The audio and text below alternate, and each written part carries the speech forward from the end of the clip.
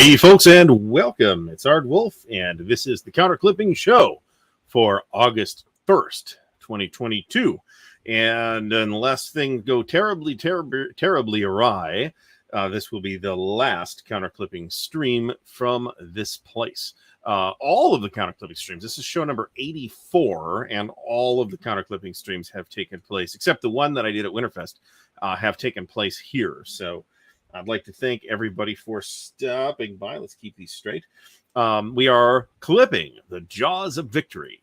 So I think I announced last week that the hand carry box included the three Victory in the West games from SPI, which are a related but not identical system to the much more recent Jaws of Victory from New England Simulations, which is a very nice product. And which is the eventual goal to try and work on getting that to the table. Obviously, there's no gaming happening this week. As you can see, the shelves behind me are cleaned out, more or less. There's some miscellaneous crap. I'm pretty much cleaned out of boxes, unfortunately. So we gotta work on that. We have until the end of the weekend to move, to finish the move. Really till Saturday. We have a container. I'll talk quite a bit about this, but we're drinking the Singleton of Glendullan, and we're not going to be finishing it. I finished the last bottle I'm going to finish in this place, and I got to move the most of the booze is packed up. So most, but not all of the booze is packed up. So before we get started, let me remind everybody to please thumbs up the video, which I normally forget to mention. Super chats and super stickers and all those things are on. So if you have a question or comment or you'd like to help us out, they are much appreciated. And a super chat is a great way to get your comment not missed, which is a thing that occasionally occurs. I could unbox the entire collection, Brant. That's not a bad idea as far as content goes. I'm going to actually struggle to have content for this week. I've got a Traveler video that is filmed but not edited. I got to get it edited in time for tomorrow. And tomorrow night, after the show with Dan, we will be taking this rig down. So we've got to get everything that we're going to get done has to get done by the time that occurs. So before we get any farther, let me pull up. I actually got the social media posts, so that's great. Let me say hello to 6 Actual, Brant from the Armchair Dragoons, Captain Asparagus, Charles Latour, Christopher Press, Krusty Captain, Daniel Silverthorne, David Imperato, Ed Holtzman, Ed Meister, Henry Sikorsky, Hissy Cat Studios, H. Tuna, James Whitmer, Jason W., Jeff Anderson, Jeffrey Wesovich, John Clark, Carl Creeder from the Wargame Bootcamp, Ken X or Ken 10, Lee Grant, Mike Anthony, Patrick of Patrick's Tactics and Tutorials, Rob Johnson, Sheriff Harry, the Duck Overlord, Vicky, Vince Ree, William Aarons, and William Bird, and Loquitur Gaming, who has just popped in. So welcome, everybody. I didn't actually get the ticker updated, so I think we're gonna not put the ticker up. We're just gonna not bother with the ticker. I don't have any news except there's a new t-shirt, so go check that out at the merch store. It is not gonna be in the little thing below because I don't know how to control that. So but there is a new shirt, which is and there's probably gonna be another new shirt, and I just haven't had time to do it. So I had a hilarious thing. So I as we've talked about, I've had a relatively high stress couple of weeks, right? But once we closed, and we did close late, but we didn't get charged to close late, so I guess I don't care. But we are now closed. We got the closing was done on Thursday. I got the keys on Saturday, and we went up there and did some cleaning. I took the hand carry box of games with me. So the first war games have entered the new place. So that is a thing that has now occurred. We are going to need to dedicate a fair amount of time and effort in the first month to getting shelving in. And that includes tearing some shelving down. There's steel shelving on a lot of the walls in the basement right now. And that is not suitable shelving for gaming. So that will need to come down, and we'll need to put new shelves up, and we'll see. These shelves, which I, had been saying I was just going to curb, are going to come with us, and they're going to probably be very important in the new office. at least at first, because I think we're going to have to do some kind of handmade shelf solution to make things really work really well. And I don't know that that's going to happen in the first month. So we'll see. So everything is going good. Like I said, we've been up there. We have a container, which is half full now, I'd say, maybe a little less, in the driveway, which is moving on Thursday. And then we have a truck, which is getting, I'm going to go get it on Friday. And we will load it with help from movers on Saturday. And then we will drive it up Saturday night and return it Sunday. So the Duck Overlord is asking for a modern day game that's moderate complexity and grand in scale. Do you mean a game that is topically modern? Or do you mean a game that is a recent publication? So, yeah, the only thing, I can't pack that. That's got to get hand carried. I threw the box out. So that is not a thing that I can actually transport.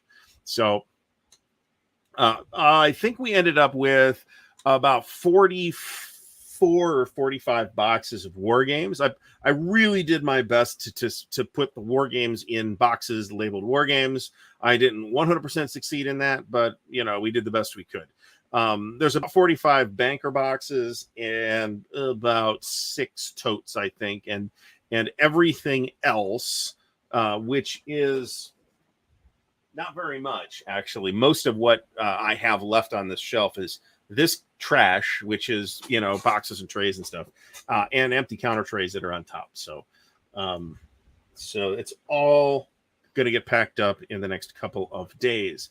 And I got to get the all the all the schedule things ironed out before like tonight. So anyway, so I'd like to thank everybody for stopping by. Brian Gash, thank you so much. It's much appreciated. He says, congrats on a smooth closing. The closing itself was actually smooth, right? I mean, other than the last minute underwriter nonsense, which was the super stressful part. The actual process of going and signing and stuff like that took maybe 45 minutes. I mean, it was, a lot of signing and my hand got real tired, but that is the worst part of the whole thing. So the Duck Overlord is looking for, let's try and highlight this. So thank you, Brian Gesh. Modern day game. So post World War II. So I guess I'm going to ask how wargaming do you want it to be? Because Europe Divided from David Thompson and I believe a co-designer looks really easy to play and is a very topical Russia versus the rest of Europe type of deal. So that might be something to look at. If you want a Cold War game, then you're in a pretty fortunate situation right now in that there's a lot of Cold War games available. And there's a lot of pretty good ones at various levels of complexity. So grand in scale, however, says to me that maybe take a look at either NATO, Cold War Gone Hot from Compass, or Iron Curtain from MMP. Now, I had Iron Curtain for a while, and I passed it along to somebody else. I think it's got some holes in it, but the new Special Ops, which is now available for order on MMP's website, does have some support material for it, and some of that support material may go to address some of those holes.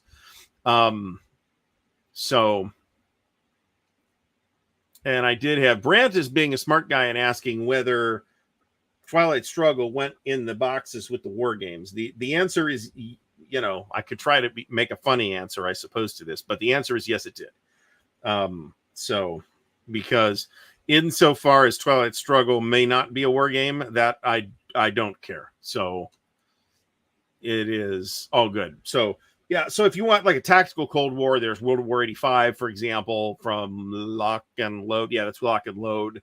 I'm not into that at all. The tactical Cold War Gone Hot.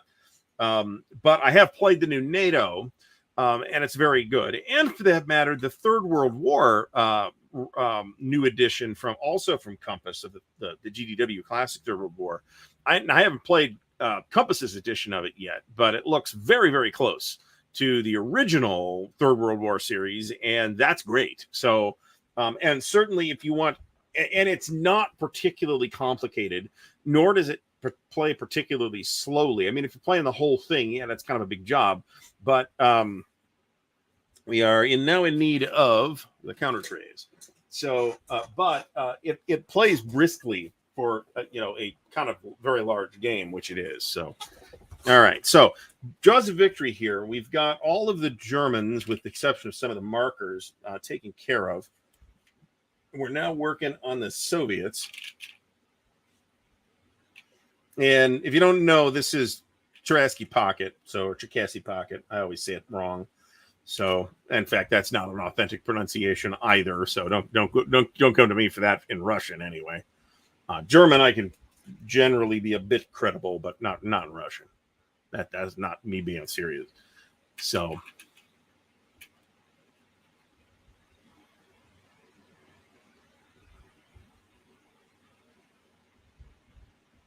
Stigler, welcome back to the stream. Jeff Taylor, welcome. Jeff Taylor. It's probably just Taylor, isn't it? So I'm going to always see that and pronounce it reflexively Taylor, like you're, in a Star Trek the Original Series episode. So, and John Longshore is back as well. Lee Grant mentions Folded Gap, which is the CSS series from Compass. Now, I didn't buy that because I'm not terribly interested in Cold War Gone Hot at that scale, but I do like the CSS system. So, and I think it is a system that is getting better as we see additional games in it too. The next one is, I forget what the next one is, to be honest. It might be another Cold War one, which is another one I won't buy. And there may be an Arab-Israeli Wars game, but I may be conflating that with Test of Faith, which just came out, which is the operational series from Compass Games and Adam Starkweather. So, which is a series that I am sort of keeping an eye on, but I don't have any of the games right now. And I don't have a strong opinion on one way or the other. I know it has caught, the first couple games in the series caught a fair amount of flack. But as these things continue to come out, the series will tend to mature. So we'll see. So Patrick from Patrick Mullen, thank you so much. Shameless advertising for GURPS players for a low fantasy campaign. Patrick's campaign looks really neat. Talk to him. He's the Navarone Gun on Twitter. So check that out. So yes, and I just could not swing the time to participate in that myself, but it is a really neat campaign. Patrick has put in a ton of work about it, and if you want to hear more about his setting, then check out the live stream from last Sunday, or maybe the Sunday before, the Classless Characters live stream, where we actually talked about the world building there. So thank you, Patrick, as well. I appreciate that. And Mike Anthony, thank you so much. So, I mean, I've been packing war games for like 2 months. So I had been packing war games and to some extent RPGs prior to us actually, I think even putting a bid in on a house. I think that's probably true. Now, I'm also kind of frankly OCD, so go figure. But it's going to be, I ran my absolute ass off over the weekend. I got less done today, but today is the day when I had to do things like cut the grass here and that kind of stuff. All right, we're looking at 6th Tank Corps is what it looks like at this time. So thanks everybody, and do check out Patrick's GURPS campaign stuff. And if you're interested, chat him up. I found that the easiest way to get a hold of him is on Twitter. So I mean, we're kind of talking all the time anyway, so it doesn't even matter. And it's not like the things falling apart. So there's already, multiple players. He just would like one more. So now that Berlin game, I guess there's a Berlin Cold War game coming from Adam, and then that will be followed by a Berlin World War II game. And that World War II game, I think, sounds super promising. So we'll see how that works.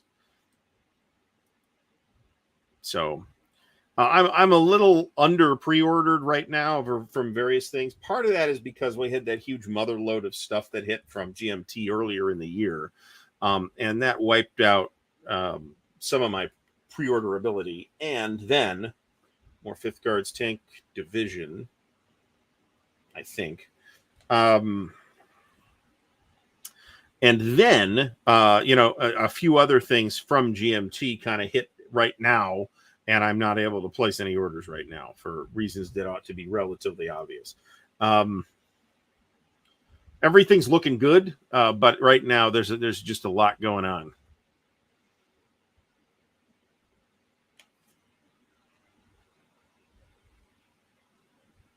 So, Duck Overlord is asking about Grand Strategic Heavy World War II game. So, since you said heavy, I'm going to recommend World in Flames. And I don't know what the availability situation looks like for World in Flames because Australian Design Group, the publisher, had a warehouse flood, which basically destroyed all their inventory. Now, all their inventory wasn't in Australia, so I don't know what that looks like. Last I checked, you could get at least Whiff Deluxe, which is the package I would recommend. And I'll talk about that in a second. I believe at this point where I'm at, and I have an interest in strategic level World War II games, particularly those that handle both Europe and the Pacific. So let me whirlwind tour this. I've actually never played the original Rise and Decline of the Third Reich. I have a copy. I'd like to actually try it at some point, but I have played Advanced Third Reich and its Pacific companion game, Rising Sun or Empire of the Rising Sun, from Avalon Hill back in the day. Now, those are quite complicated, and they're probably an order of magnitude more complicated than the original Third Reich. And then the current incarnation, A World at War from GMT, is probably an order of magnitude more complicated than that. Ray, the topic is pretty much whatever I want to talk about and whatever people ask questions about. I often riff on the chat anyway, so we're just going to kind of run with that for tonight as I continue to talk about the stress and hassle of moving. So, Jeff Taylor, thanks so much. I appreciate it. Very much appreciate it. I will definitely need, yes, and I actually swilled down a Red's Apple Ale before the show, too, since I was outside cutting the grass. So much appreciated. Thank you so much. I will have video from the new house when we get that going. An interesting older game that I feel like has quite a bit of potential, but I haven't had a chance to get it to the table yet, are the ETO and PTO games from Spitzer, actually. So this is TSR under the SPI logo, right? And I want to say they're Doug Niles designs. I remember that a lot of those old D&D guys were wargamers too, right? So those actually look pretty interesting. Now, Decision redid those as Advanced ETO and Advanced PTO. And I've looked at the rules for Advanced PTO, which are available online, and holy Jesus, is it complicated. And I'm not sure it's worth the time. But the TSR ones, like I said, I think the guts of it are in there, and I think it's got potential, and I'd actually like to try it. Now I'm going to stick with ones where it's got both Europe and the Pacific here too. You could obviously go to Axis and Allies if you want, but if so, I'm not the guy to ask about that.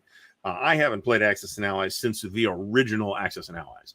So there's also the Axis Empires game. So the last generation of those was, or I should say current at this point, is Axis Empires Totaler Krieg and Axis Empires Daisenso. That's actually at this point a quite mature game system.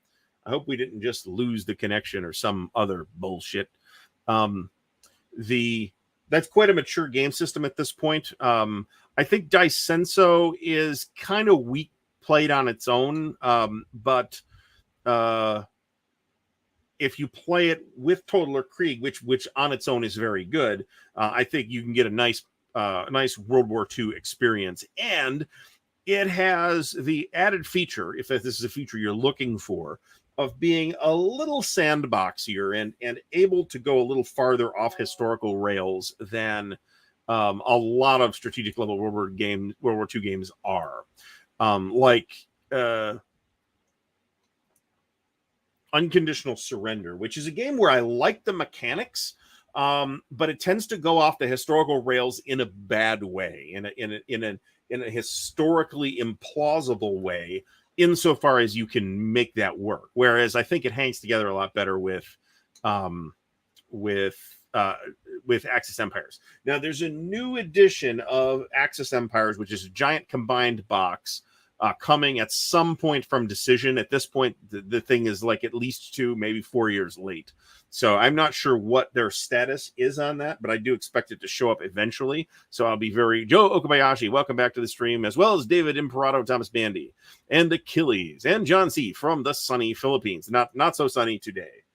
So I think those are worth looking at. But at this point, if you're going to go to Axis Empires, and it's not that heavy, but it's a super procedural rule book, and some people don't play well with super procedural rule books.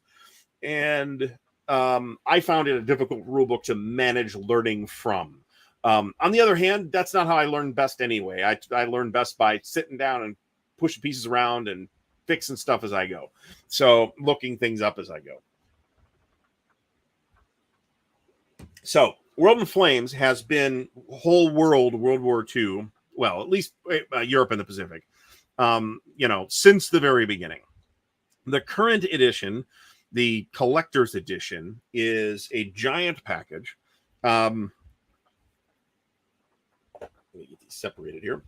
Is a giant package. It's available in 3 different versions. Okay, there's the classic, which is just Whiff. It's just core Whiff. Now, core Whiff has now incorporated a lot of the optional rules that were originally in various expansions, like Asia in Flames and Africa in Flames and this and that in Flames and all that stuff.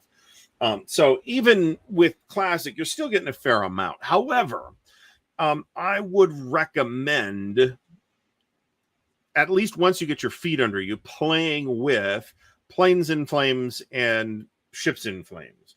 And at that point, you might as well buy the deluxe version. So the deluxe version, other than saying deluxe on the box, is different from classic in that it contains, in addition to the core Whiff game, which is in itself quite large, and it's crunchy, it's heavy, but it's not like World at War heavy. And I think it hangs together quite a bit better. Well, Second World War doesn't cover the whole, the TSWW doesn't cover the whole war. So right now, I don't think this is a legitimate entry in this space. On the other hand, there's also the question of is it even possible to play the whole thing, which they're working on digitizing it. And at that point, maybe. We'll see. And, insofar as Patrick is not a fan of this type of game necessarily, he's not wrong about this. These games all do have issues. Some of those are issues that are relatively easy to ignore. And I find that World in Flames has the least objectionable issues. Let me put it that way. Now, one of the things that, it is possible, bear in mind, you're not getting heavy with doing this necessarily, to go back to SPI and buy War in Europe and War in the Pacific and play those together. There are rules which I think appeared in a Fire and Movement or a Moves for integrating the two, but they really don't have the same game system. So it is a bit kludgy to do that. The fundamental issue with that is that the scale of the Pacific theater is different from the scale of the European theater. And every one of these games that covers both has had to struggle with this. I'm not even sure a whole house, Pat, I can tell you my new house will not accommodate a global version of TSWW. No way. Not close.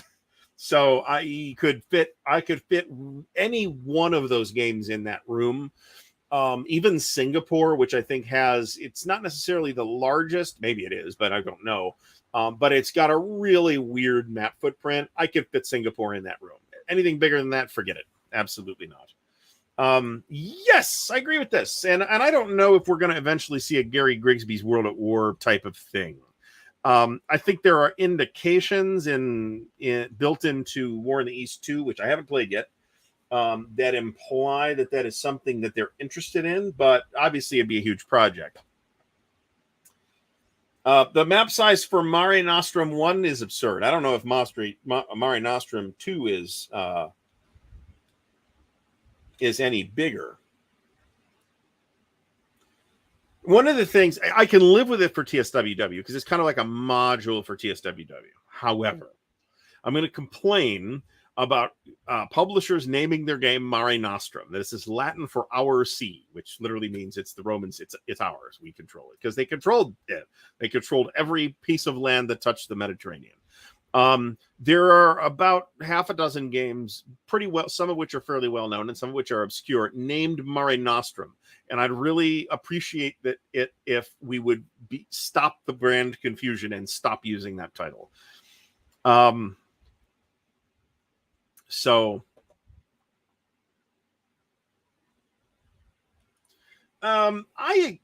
did pretty well in War in the East by ignoring the individual logistical little mini attachments.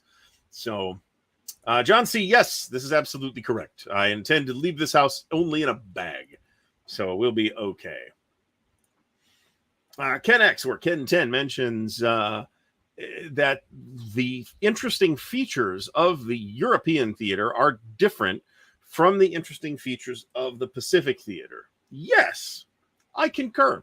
And that is why a game like Axis Empire's Toddler Krieg, I think, works very well. It is a difficult rulebook. But a game like Axis Empire's Toddler Krieg, and then a game like Dicenso, which is, again, the Pacific version, is really pretty flat when played by itself. If you play a combined game, then it's okay. And Toddler Krieg by itself is great. But I would prefer, it is a design challenge to kind of meet in the middle there. And this is, again, where I think WIF leads the pack. The naval rules in WIF accommodate Pacific types of naval maneuvers and engagements. Without necessarily creating this monstrous thing that then becomes unworkable on the European maps, in my opinion, right? So there's fans of all these systems, by the way. I've got friends that love Axis Empires, and there's plenty of people that play World at War religiously. So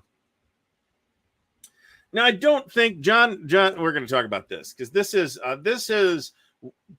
straight from the mouth of Fucko himself, who says this kind of thing a lot. And in a lot of cases, there's truth to it, but it's because a lot of these games, right? Talking about this specific example, a lot of these games are answers to Third Reich, right? Just as, something like Nations in Arms is an answer to War and Peace, right?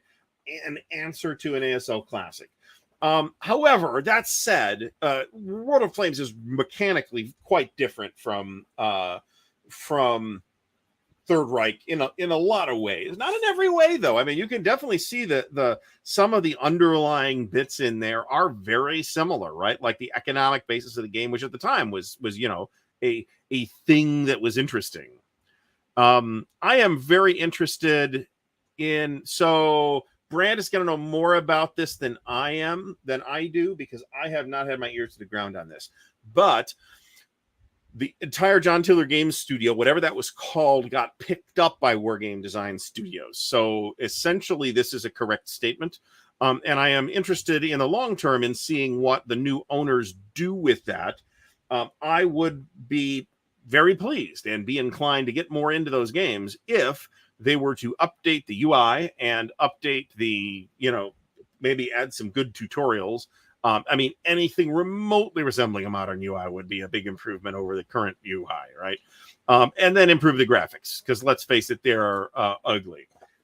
So I'm going to disappoint you by not having an opinion on the game itself. Okay, I do know there's a fair amount of video on Rule the Waves 2 on YouTube. Okay, it looks quite spreadsheety, but you know, I don't hate that, and you might not either. However, that was published by NWS, Naval Wargaming Systems, or whatever it was, and the owner of NWS, we talked about this when it happened, passed away. So that left a lot of problematic things in its wake. Now, from that sort of total collapse, the thing that I believe is going to survive from the wreckage of NWS is Rule the Waves 2, because there was a co-designer / co-owner on that. So that. But I don't know any news other than that. There's supposed to be a new platform from which you can buy the game. I certainly, if you have a web link to the old NWS website, don't buy it from there. But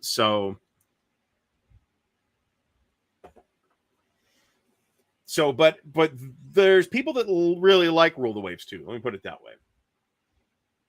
So be very curious to see, to actually see that. I have not investigated. Man, I ain't got this kind of time right now. Okay. So, yeah, just, Holden Messerschmidt, thanks for stopping by. So keep an eye on it. It looks like it's going to be good. You may have more up-to-date information on Rule of Waves 2 than I do. So if there's going to be a new version coming to Steam, boy, that potentially can open things up a lot, right? Because it makes it easier for people to buy. I don't generally like to buy the Matrix games, Age-Odd stuff, if it's not available on Steam. Now, I've made a couple exceptions, but I generally don't want to deal with that. It's just easier to manage it through Steam. So I was very pleased to see, Gary Grigsby's War in the East 2 just come to Steam immediately, pretty much. So, and as Brant mentions here, the Wargame Studio guys were doing work for John Tiller anyway, before his untimely passing. Duck Overlord, if you are interested in Winterfest, I would tell you to go join the forum, but that's problematic for reasons I'm not going to probably get into here. So the forum itself is not problematic, but they're buried in spam, spammer requests for access. So it's kind of a hassle to get the access. So best bet, if you're interested, is email me at ardwulfslair@gmail.com, and we'll talk about it. We'll talk about that backstage. So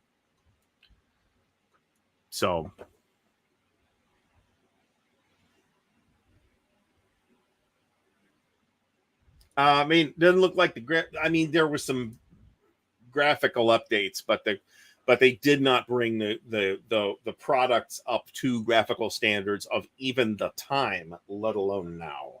So, Half-Ass Gaming, welcome back to the stream. Now, Aurora 4X, I actually downloaded and played a little bit of Aurora 4X, and it's a fucking spreadsheet, okay? It is literally a spreadsheet. EVE Online at least has nice graphics, right? It's a spreadsheet, but with nice graphics. I might have fooled with Dwarf Fortress once or twice, so but not at any serious level. And Dwarf Fortress is something that people get super duper serious into. So I understand the appeal in Dwarf Fortress. Let me put it that way. But I never got into it. I played a fair amount of Minecraft, though. I played a little bit of Minecraft. If I absolutely want to turn my brain off and just kind of escape for an hour or two, I might play Minecraft, and I have played it relatively recently. So, and I just go build stuff, right? So, to me, that's the fun part.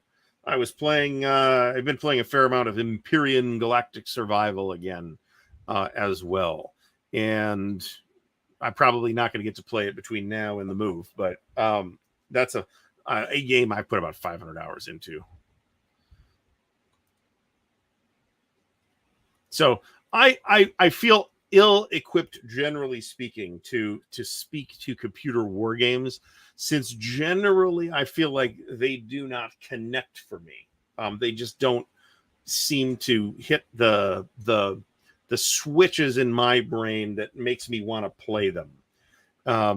If I'm going to play video games, I would prefer, some kind of immersive atmosphere type game. I mean, I was playing, I don't know, a few months ago now, I played 20 more hours of Skyrim, because why not, right? Just because it's cool and atmospheric. All right, so looks like we got, this is first Ukrainian front, which I think we just finished. So 27th, miscellaneous stuff. Second tank core, sixth tank core.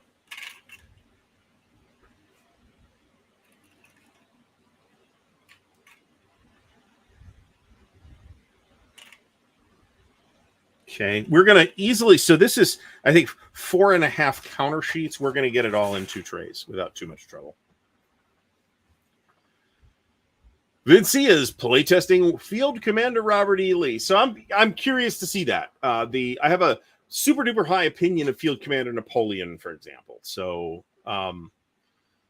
as soon as I feel not self-conscious about taking my shirt off, I suppose. I mean, you can kind of see most of it now. Those who are familiar with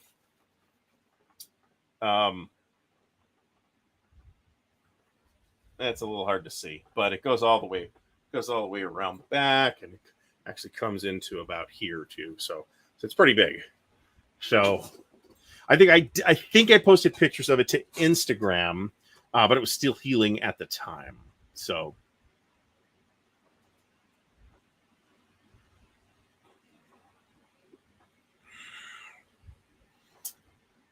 this is a great question, and I don't necessarily know. Now part of it is that I can feel like I am moving all the levers of the game myself as an analog game that I don't have with a video game. Right now, you can, and this is a thing too, right? I mean, computer game AIs in general, not just for war games. The John Tiller AIs are actually supposed to be halfway decent, from what I hear. But computer AIs in video games are generally fairly shabby, right? So that is a weakness of that type of game. Let's see here.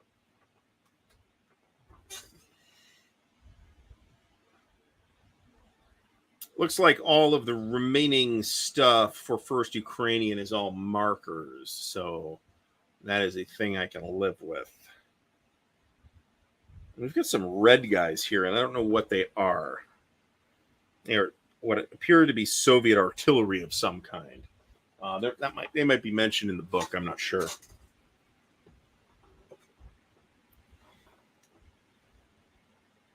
So I will be bringing you some info on VUCA simulations pretty soon, by the way. So I've been talking to them. So we will hopefully get some of those on video soonish.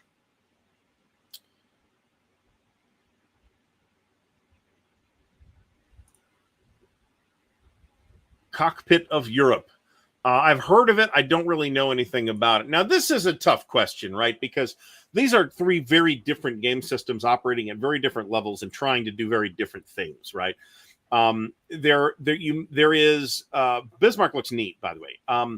There is not really a lot. I mean, there's a lot of conceptual groundwork between, say, SCS and OCS, but mechanically they're quite dissimilar.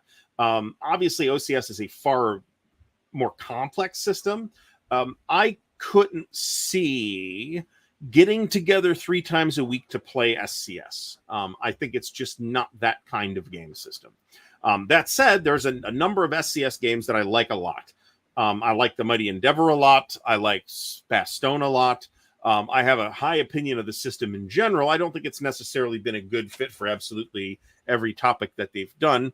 But I don't think any of the SCS games is like a disastrous fiasco.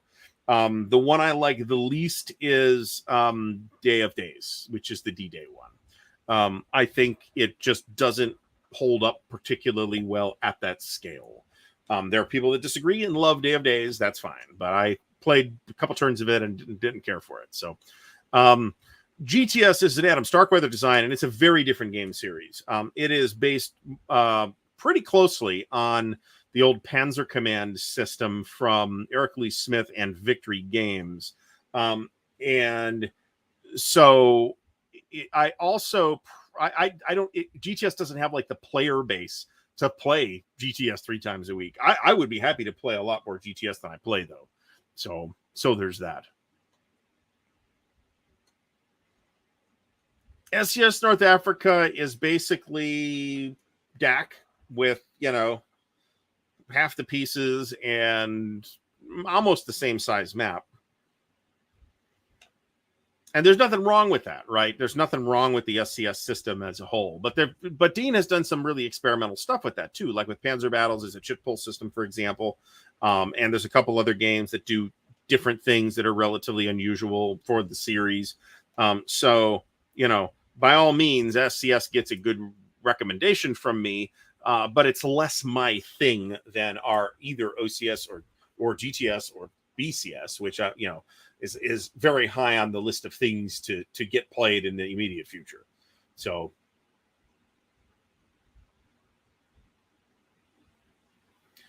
it's funny because, everybody was predicting for decades, right? I mean, Jim Dunnigan was saying this kind of thing in 1980 and 1981, that war games specifically, but war games specifically were going to be kind of replaced by computer games, right? And that was the dominant thinking this whole time until like the last few years, when it turned out that the computer game thing was in turn feeding back into the video game. The video game thing was feeding back into analog games. We started to see a renaissance of analog games. So, that's the big board game boom, and the RPG boom is part of that. And while there really isn't I wouldn't say a wargaming boom happening right now, wargaming as a, side part of or as a niche within the board gaming hobby, has benefited from that over the last couple of years. So this is an interesting, I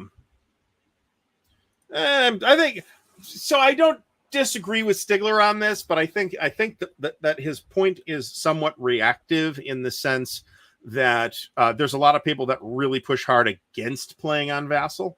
And Stigler likes playing on Vassal, and I think Vassal's worthwhile too.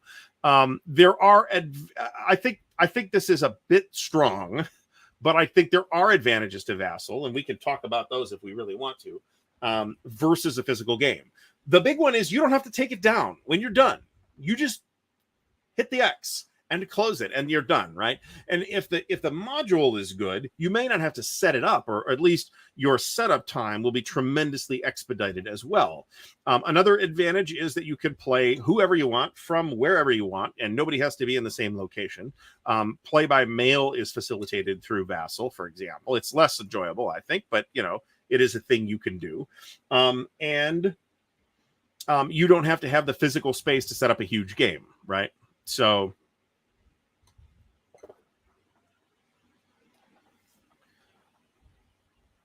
map space for D-Day Quad is roughly 2 maps.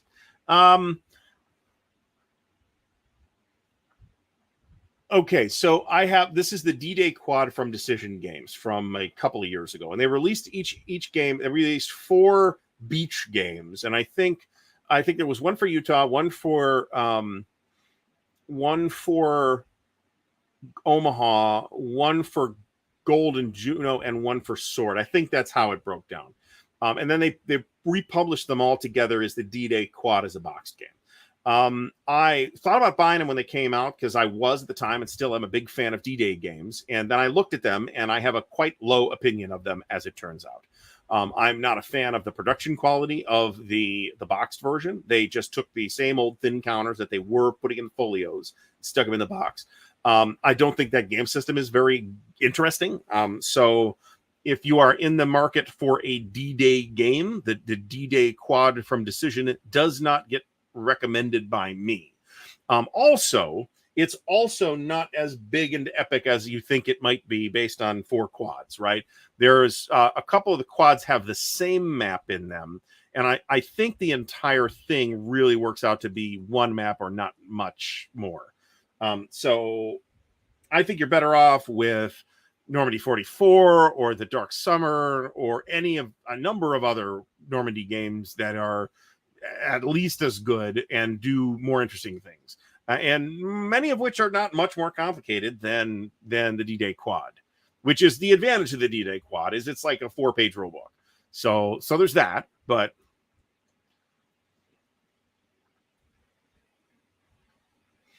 so I will say that one of the things that improves your Vassal experience tremendously is a really big 4K monitor.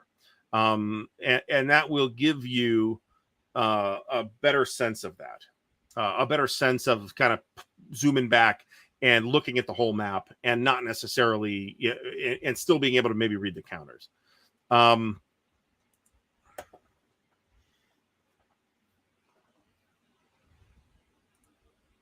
This is the thing too. Okay. So I mean, I spend 12 hours a day looking at a computer screen. So me getting away from the computer screen is a thing that I value. Okay. I really liked when we were camping so that I could completely unplug from all the electronic horseshit. And I don't regret that, but it was nice to be able to unplug from it for a week or 2 a year. So maybe next year. You can get a projector, right? And projectors for your PC are not that expensive. So think about that too. I do not have an opinion on the Paul Koenig anything. So I don't have an opinion. I have no experience with his product whatsoever. So no idea. And MMP has a new special ops up, which has a game in it, which is from some Japanese designer, and a new issue of the Skirmisher. So, bear all that in mind. That all looks good to me. So we got 4th guards. Where the hell did 4th guards go?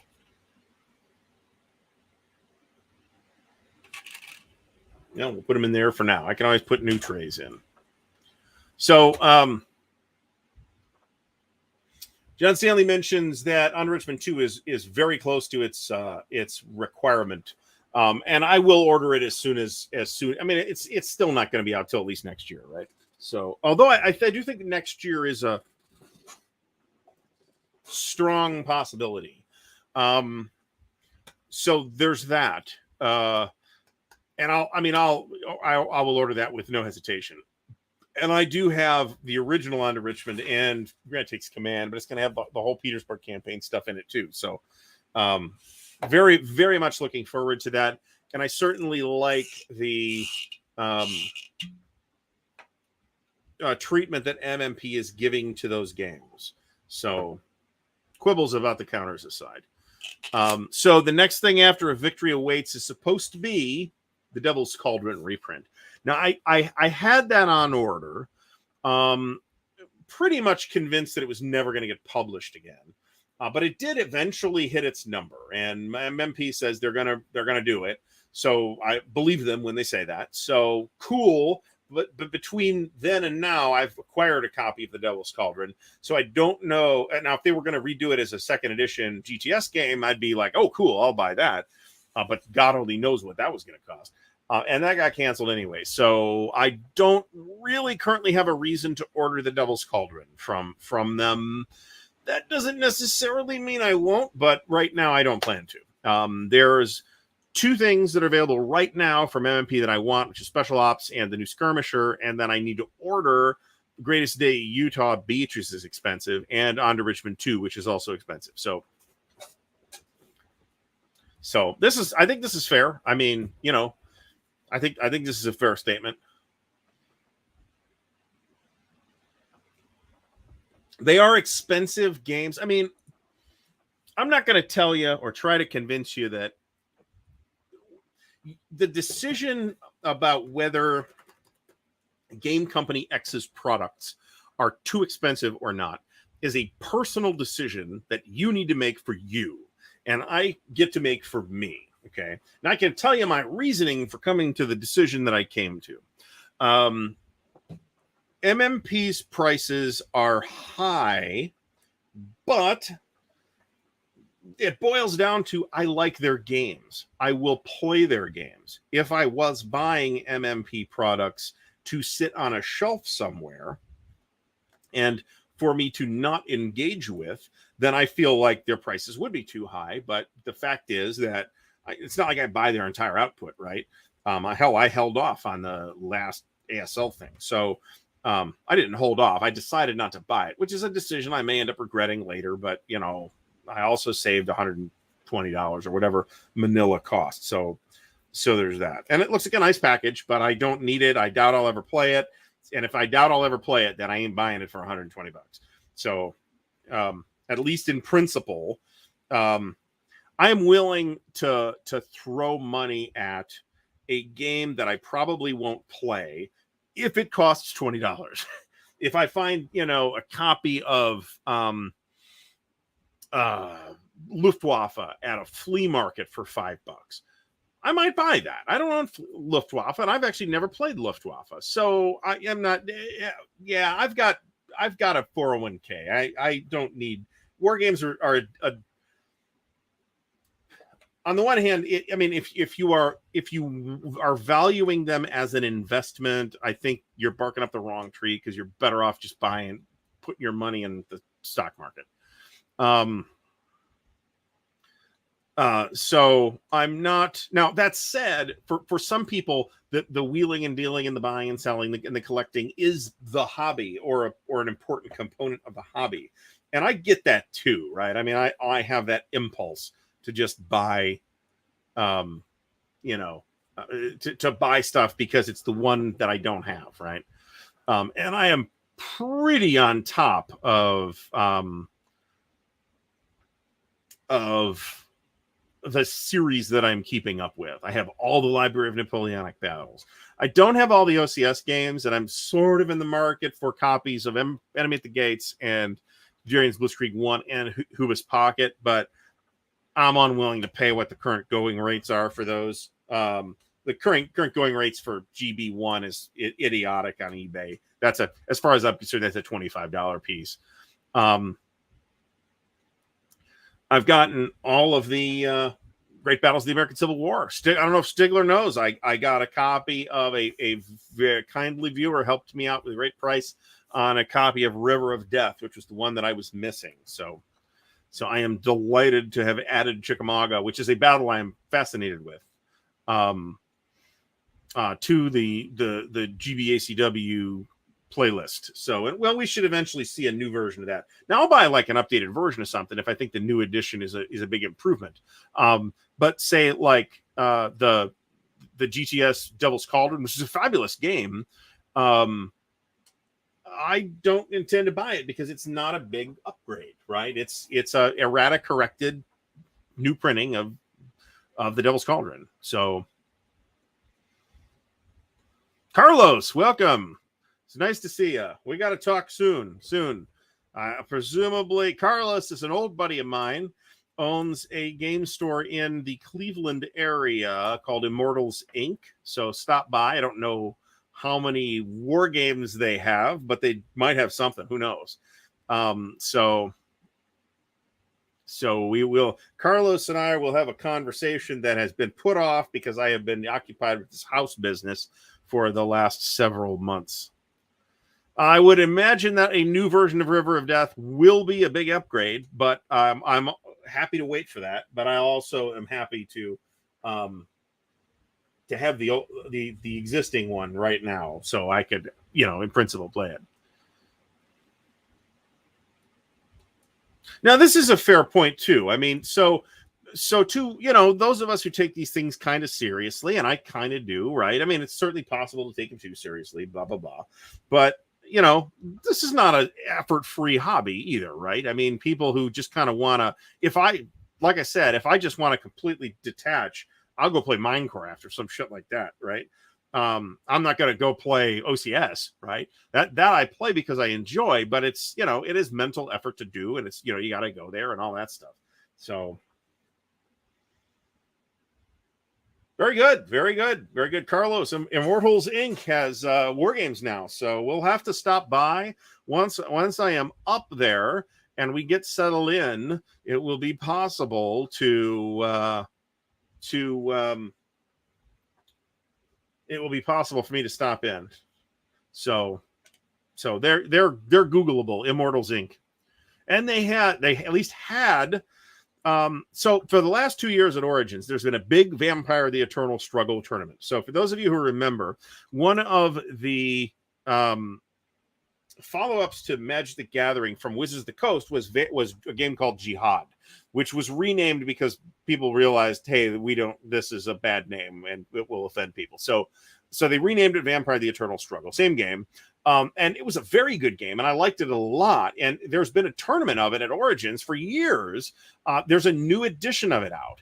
At no point have I ever seen this thing for sale. And they had them up at Immortals Inc. At least they had them at one point.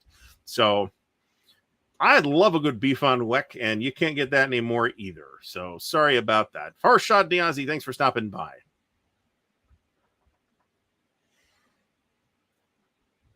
So, but River of Death, so I'll let Stigler speak to this. It's in the pipeline. They're going to redo Three Dog first.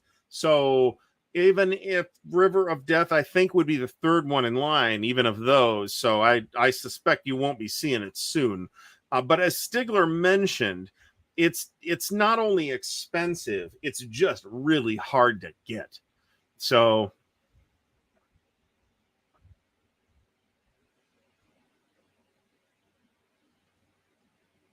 GCACW Vicksburg, I think, is next in the pipeline after On to Richmond 2. I don't know that because I don't know. I think that was the plan at one point, but I don't know if that is still the plan. But I do know that they are working on a Vicksburg module, and they are also working on a new version of Stonewall in the Valley, which will include, I think, the 64 Valley campaigns as well. So not just Stonewall, but Sheridan in the Valley, for which there are already scenarios, but it would be nice to have a nice MMP version of that. So whatever they want to do, I mean, they're kind of letting the creative people handle these decisions about what they're going to do next, and which is fine.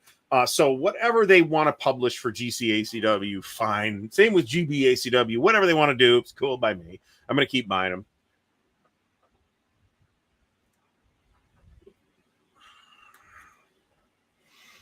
MMP has next line of battle is No Turning Back. It is the Battle of the Wilderness.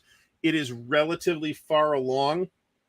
I haven't seen Chip Farr, the developer, in a while. I think the designer's Dean, I think. I had a conversation with Chip a while ago, and it's been a couple of years. So I think it's pretty close, but I don't know that for sure. And it's not on like MMP's list of things we expect to hit pre-order this year, but that doesn't mean anything. So Skirmisher 1 and 2 might be available at Wargame Vault. Actually, that would be worthwhile if they are. That'd be good. I have them both, so I don't need them. I agree. So the big centerpiece of Skirmisher 1 is the series rulebook, okay? Which is the introduction of that series rulebook. And there's a set of counters in there that will allow you to refit the older games. And by older in this context, we mean prior to Grant Takes Command.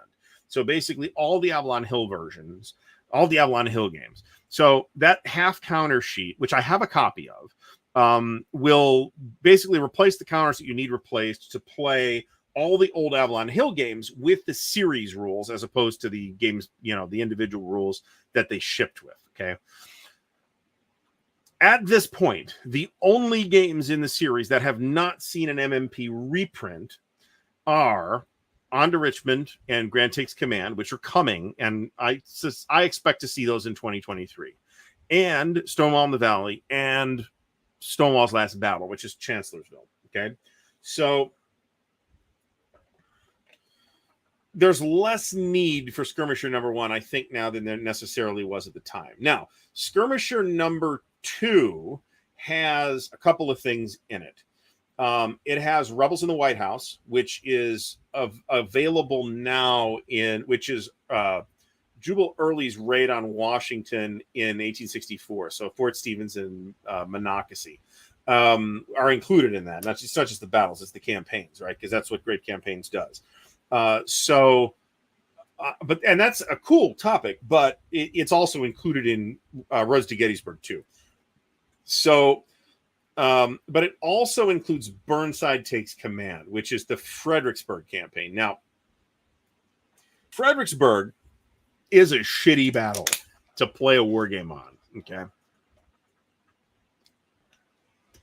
However, from the campaign standpoint, it's less unattractive.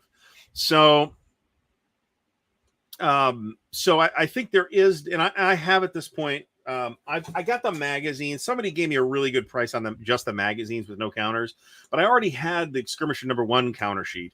And I got the Skirmisher 2 counters for Burnside Takes Command. So I am pretty much okay on Skirmisher issues personally. But for the articles and the scenarios and stuff, yeah, it'd be totally worthwhile to have the PDFs of the magazine. So if they're available on Wargame Vault, then good for them. But you kind of want the counters too, right? Now, one thing that I wish they'd have done though is the map for Stonewall's Last Battle, the Chancellorsville map, is one of the 2 maps in Stonewall Jackson's Way. Okay, so what I kind of wish they would have done with Stonewall Jackson's Way 2 is, since it's just the counters and the scenarios, is to include the material for Stonewall's Last Battle, include Chancellorsville as well, and they didn't do that. So,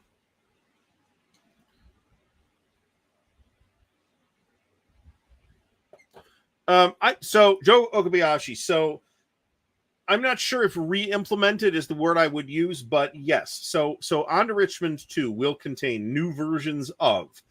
It will contain On to Richmond 2, Grant Takes Command 2, and a Petersburg campaign module, which, as far as I could tell from the description, is called the Petersburg campaign, which is, possibly not the most evocative title they could possibly have chosen.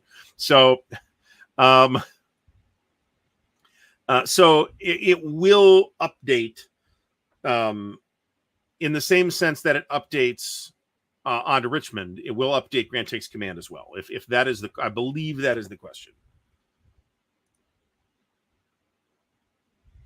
I wouldn't mind trying the Glory series. That's Richard Berg's lighter Civil War series. But on the other hand, I'm good. I'm good at, I've already got plenty of options for Civil War tactical games. So I don't know that I necessarily need another light option. So great battles of the American Civil War. So there's some relatively confusing terminology here, because there's a series called Great Campaigns of the American Civil War, which started with Avalon Hill and which is now with MMP, which is a great series, fabulous series, one of my favorites.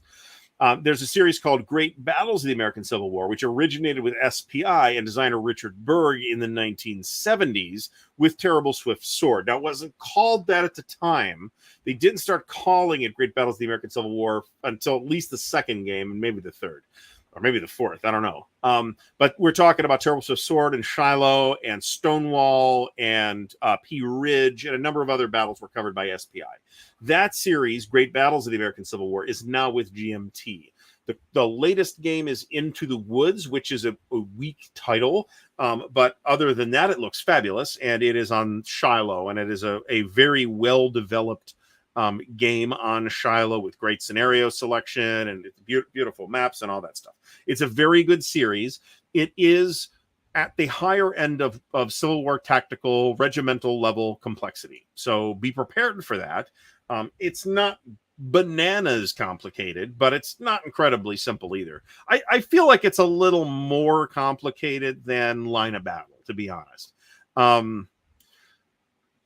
However, there's kind of a caveat with that, because Line of Battle has some pretty baroque line of sight rules that you are then kind of encouraged by Dean to just kind of hand wave at. And as long as you are doing that hand waving, then a lot of the fiddliest bits of Line of Battle are kind of something you don't need to worry too much about. Does it make sense that I could see that, bearing in mind these couple of principles from the line of sight rules? Yeah, it's fine. If your opponent says it's fine, then it's fine. And I guess you could look it up if you wanted to and do like the analysis. We found ourselves looking up the specific line of sight rules quite a bit more in GB ACW. Yeah, so the current series from GMT did start with 3 Days of Gettysburg.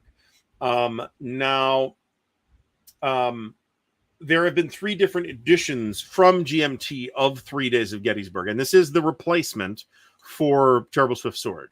But none of them are called Terrible Swift Sword, presumably because that title might now be owned by Decision. I don't know. That's presumable, with me being doing no research on it. That might be the case. So, which is too bad, because it's a great title, right? So, if for those who don't know, there's a Bruce Catton book called Terrible Swift Sword, after which the game is presumably named, but it's also a line in the Battle Hymn of the Republic. If there's anybody watching this that doesn't know that, now you know. So the GB ACW games from GMT are an evolution of the original system, a pretty significant evolution, actually. I've got a few of the old ones. I don't have them all, and I don't need them all, frankly. I mean, like Terrible Swift Sword is more trouble to get and more trouble to play than I'm willing to deal with. I've got 3 Dog. I'm happy with that. But like I'd kind of like to play the original Cedar Mountain and then play Cedar Mountain out of Twin Peaks and see how the systems compare, just from a actually having played them perspective. Eventually, we'll do that. So, well, Stigler, if that's the case, then maybe they should have kept the better title, because Terrible Swift Sword is a better title than 3 Days of Gettysburg, and it would have been a selling point on its own. So they may have the trademark, though. I don't know. Like I said, I'm speculating here. Who knows? Now, if you can generally find a copy of. So there's an advantage to having the TSR version of Terrible Swift Sword. There's a disadvantage, which is that it's fucking hideous. TSR. Almost all those TSR SPI maps were really ugly. There's a couple exceptions and a couple cases where they were able to use the original art from Redmond Simonson, but mostly they weren't, because because of the materials that they used at the time. So, which I don't feel qualified to talk about. So they ended up redoing the maps for example, Terrible Swift Sword and Wellington's Victory, and man, they're ugly. Wow, they're like fantastically hideous maps.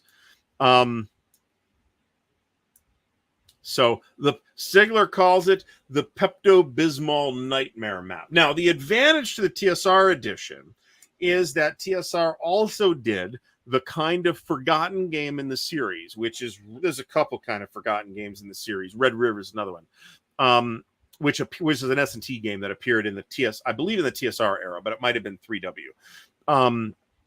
Rebel Sabers is cavalry actions, and one of the cavalry actions is that cavalry action that was northeast or east or whatever it was of Gettysburg during Gettysburg.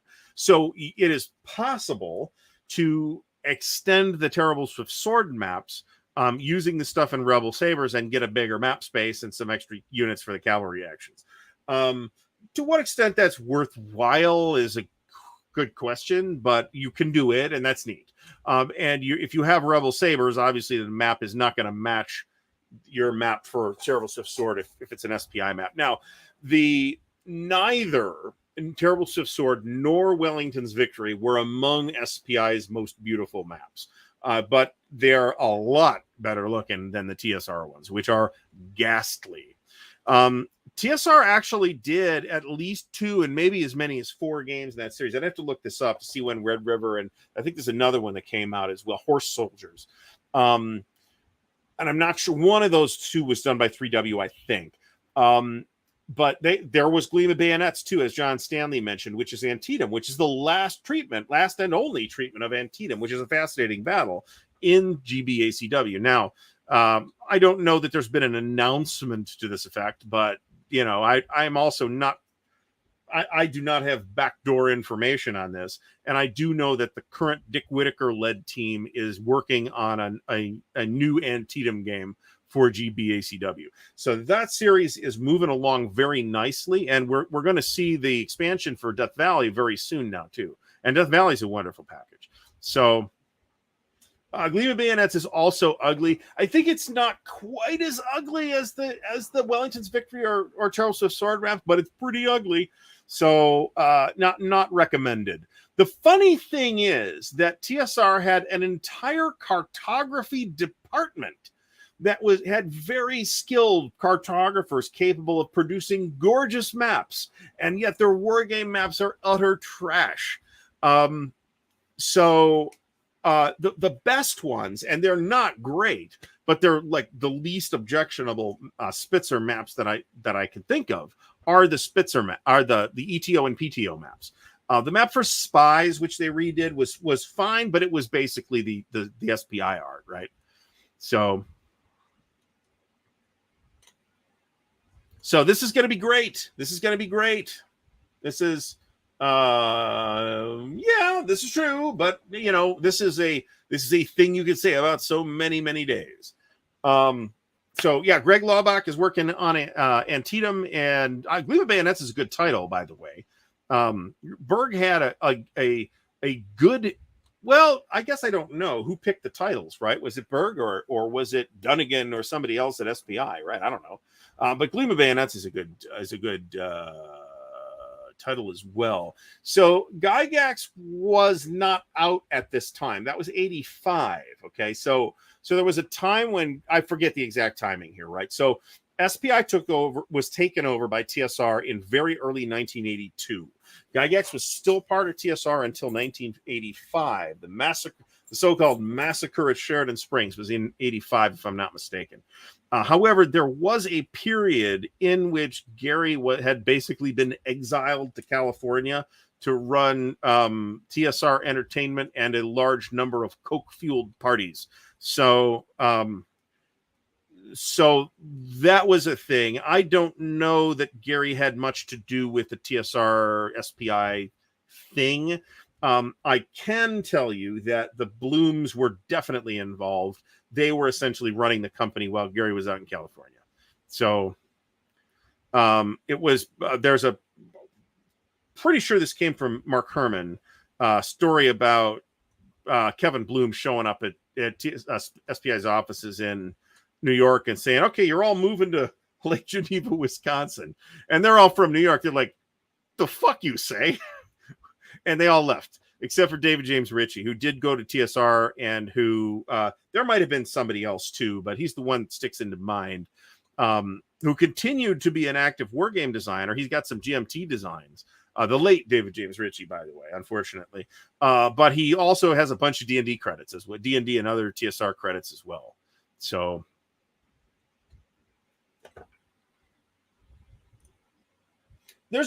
so Antietam is a challenging design for a battle because the game has to model McClellan, right? And how do you model, the question becomes, how do you model McClellan's timidity without necessarily scripting it, right? Which is considered by most to be an undesirable way to handle that.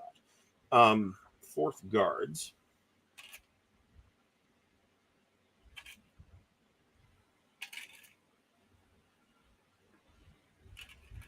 There's these huge Soviet cores here, which is, not surprising.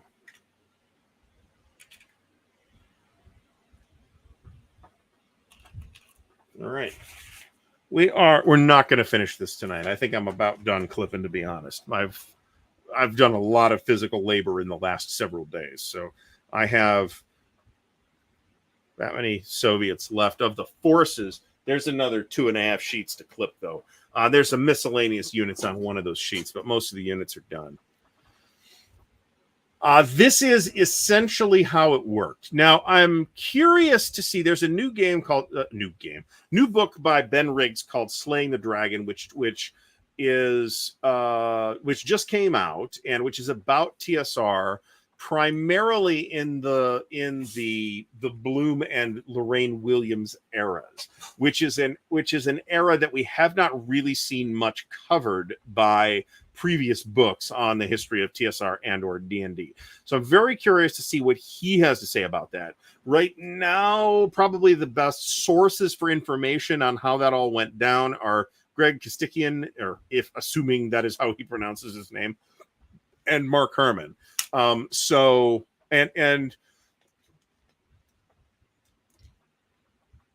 there's probably some others too. Now, so I'm looking forward to getting a copy of Slaying the Dragon. I don't know that I have much to say about it at this point, right? But Doug's sort of Cliff Notes version of it here is in fact sketchy as heck, as he says. So and everybody got boned on the lifetime subscription and the regular subscriptions for that matter too. That is super sketchy, and I think the reason they got away with it was because SPI was in no position to fight it. They were out of money. They had like zero cash flow. So Brant, thanks very much. Much appreciated. He is mentioning that for everyone near Raleigh, North Carolina, or similarly benighted parts of the United States, the next Wargame Day at Gamers Armory is Sunday, 8/7. Doors open 1 p.m. Come meet with RTP era Wargamers and Sling Dice. So there's probably going to be some ASL at that thing, I would think. So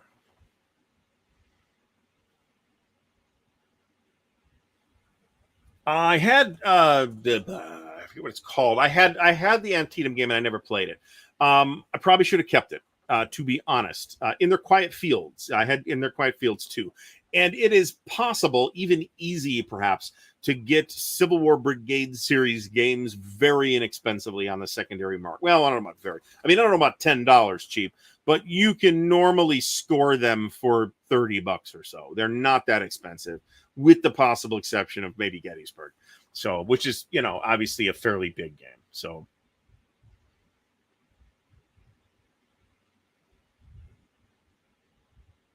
yes, it is In Their Quiet Fields. I had In Their Quiet Fields 2, which was the revised Antietam game from the Civil War Brigade series.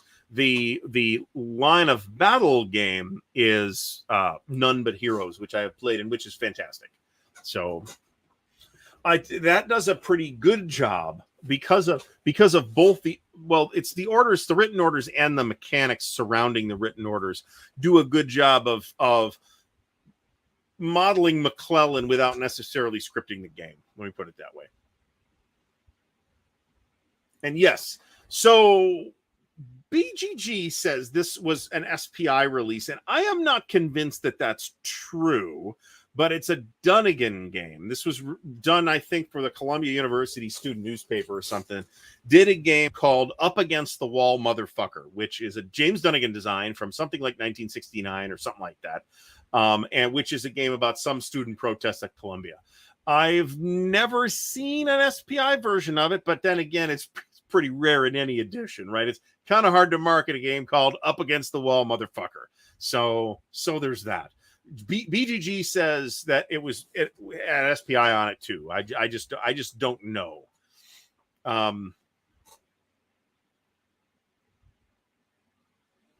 So now I at this point I have 3. Okay, so let me put this way. I have one World War II tactical game system. That's Advanced Squad Leader. I have no desire nor bandwidth to adopt a second, much less a third or fourth tactical World War II system, right? In fact, I have no desire to like 20th century or later tactical systems, right? ASL covers me as far as I'm concerned for tactical World War II. And I just have, and Korea, I guess, if I want tactical Korea, which I also have no interest in, but I got the module. Thank you, John.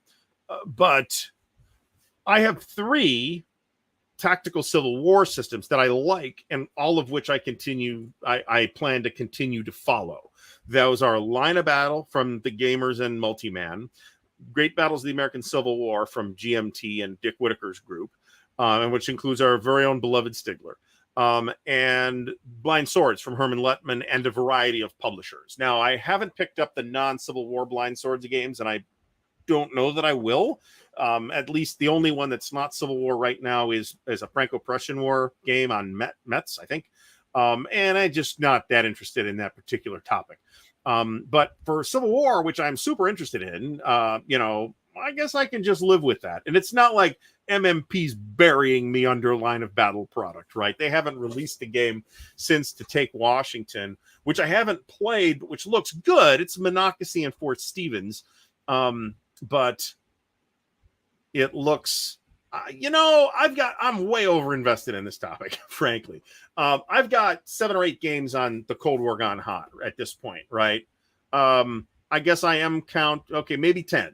If we count the 1995 series from Thin Red Line as 3 individual games, which we should, then yeah, I'm not super invested in this topic. I can see why you are, right? The folks who were in the military in the 80s and 90s, this is the war that they may have had to fight.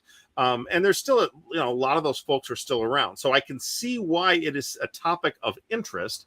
It's just not something I'm not completely uninterested in it. Right. Like I said, I got like 10 games on the topic. But I can't see buying much more than what I got. Right. So now I've talked about this before. I tried Comic Commander and don't like it, but I mean, I'm not buying, Lock and Load Tactical either. And I like Lock and Load Tactical. I thought it was pretty decent. So I don't have this, the bandwidth to pursue multiple series in that space. I don't have, in general, tactical is not necessarily something I'm super interested in, right? Right now, the tactical things that I have are pretty much ASL for World War II, the 3 tactical Civil War series that I've mentioned, and Great Battles of History. And that's kind of it. The Library of Napoleonic Battles is somewhat tactical, but it's really kind of grand tactical. I consider it distinct enough that I don't lump it in with, say, SPQR. Tons and tons and tons of people are interested in, you're super into Napoleonics. I mean, the tactical system for Napoleonics is a Labatt, La Bataille. There are options, but none of the options covers very much, right? You've got the Wellington's Victory system, which is Wellington's Victory, which is Waterloo, and which is, I believe, Ney versus Wellington, which is Quatre Bras, both of which are from SPI. And I actually had Ney versus Wellington, I think, at some point. And then you've got Winter's Victory coming out from New England Simulations, which is ILAO. But that's it, right? So if you love that system, and by all accounts, the SPI version of it had some problems, there's only 3 battles to play, right? I don't know that I could go play, Waterloo just over and over again, right? So I'd like to rotate the battles in and out, and that's kind of where the ideal spot of Library of Napoleonic Battles gives me, is that I have 13 games in the series, each of which has at least an average of 4 battles, let's say. So I've got like 60, whatever that is, battles to pick from at this point. So I've got tons and tons and tons of different battles and different tactical situations or grand tactical situations to engage with.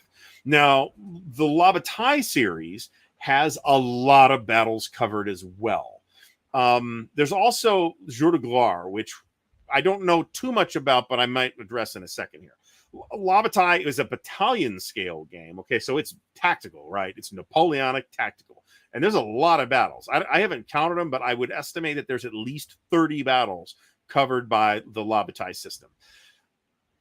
With the two exceptions or two or three exceptions from Clash of Arms that are available right now, they're all out of print. They all go for tons of money. And there are multiple different game systems that you can play Lavatai with. So you've got that additional complication of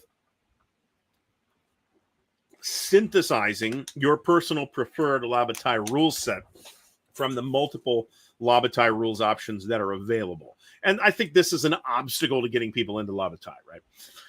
There's Glory and Empire, which is coming from Lock and Load, which I'm actually fairly interested in, which I believe is battalion level as well. The counters look great. The battles they've picked, I think they're in Peninsular War. I could be wrong about that in the volume 1, but which, there's more coming, presumably. But in the meantime, there's like going to be one, a couple battles to pick from at most, right? Where you don't have this sort of universe of battles to choose to play out.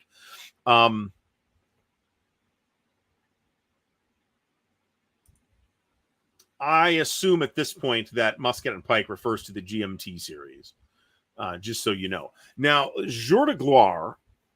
So, Richard Berg did a I believe 2 volumes in a series for GMT of tactical Napoleonics called Triumph and Glory. The first volume was called Triumph and Glory, and the second volume was, I think, just one battle, and it may have been Austerlitz, but I'm not sure I remember. So Frederick Bay, a French designer, picked up on that series and sort of refined it and turned it into the series called Jour de Gloire, most of which have been published in France, and a lot of which have been published in the pages of Vivictus magazine. Which means that some of the early ones may be dodgy from a presentational standpoint. And of course, they're in French, and you'd have to run down translations, and that might be a problem. If you want to try Jour de Gloire, though, one of the recent C3Is, I think the same one with the Gettysburg game from Mark Herman in it, had the Battle of the Sea, which is a Jour de Gloire game from Frederick Bay. So I've got that. At some point, I'll try that as well. And I'm not sure exactly what the scale is there, but I don't think it's as fine-grained as Lavatai is. I could be wrong, but I don't think so. I don't know if there are more Musket and Pike games planned or not, but there's another series coming from Ben Hull, which is going to handle games in that same general, battles in that same general period. So that is worth, and I forget what that new evolution of the series is called. So I was very pumped about the Musket and Pike dual pack, but I had to cancel the order because I couldn't swing. In retrospect, I didn't have to, but at the same time, it's probably better if I did, right? Because it's $150 that I really need to spend on the move or furniture, some shit right now. So I'll probably get it eventually, but it's not going to be, there is stuff I'm going to need to order from GMT. And that's on the list. So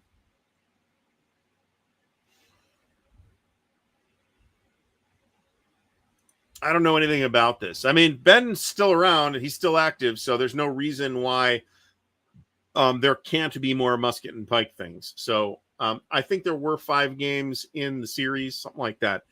The Caesar, I had to cancel the Caesar pack too, and the Stalingrad expansion, Stalingrad 42 expansion. I'll get all those sooner or later. I'll probably at this point now wait for a sale for Great Battles of Julius Caesar. That's unfortunate, but the timing was just inopportune, right? Banish All Their Fears is the new, I forget what the series is called, but Banish All Their Fears is the new one.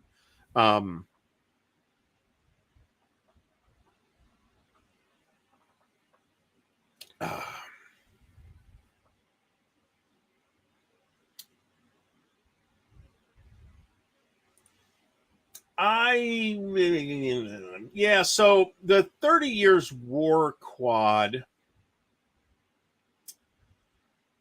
I think is, Jim Ozarski would argue with me about this.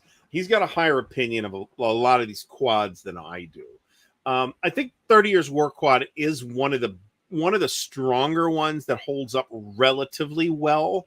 However, I also don't feel that any of the quads is particularly worthwhile now, except for Napoleon's Last Battles, and maybe the Ardennes quad. A lot of the other ones are just dated. There's newer games on those designs. I don't think Musket and Pike is really that onerous. I mean, I've looked at the rules. It doesn't look that crazy. So the advantage that you're getting from the simpler game in the 30 Years War quad, I think, is not that big. So feel free to argue with me about that. But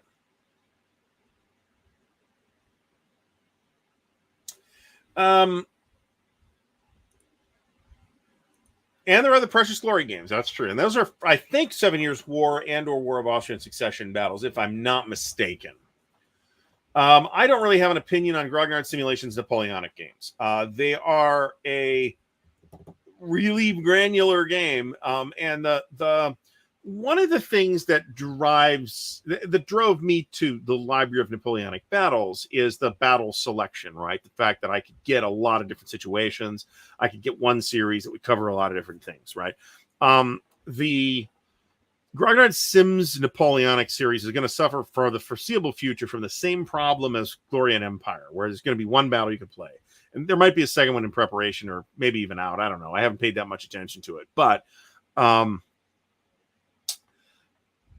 it may be an interesting system. To me, the Grognard, I've looked at the Death Ride series. Okay, that's really the only Grognard Simulations series that I'm taking particularly seriously, and not that seriously, right? I've got one which Mark Ruggiero, I think, shot me a copy of Aris, and it looks interesting, and I'd like to get it to the table. I'd like to try that system out. But the thing that I'm most interested in with that system is the Normandy stuff, not the Kursk stuff. Platoon level Kursk is just bananas. And I don't know that the Napoleonic stuff is quite that bananas, but I imagine it's bananas, right? So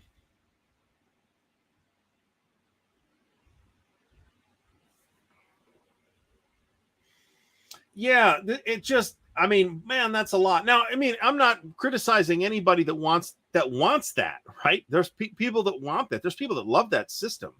However, I do think you need to realistically assess, how am I going to play this, right? I mean, those guys go to Consim World Expo and they set the whole thing up and they get through a tiny fraction of the whole game in the 8 or 9 days that they're playing. And that's crazy.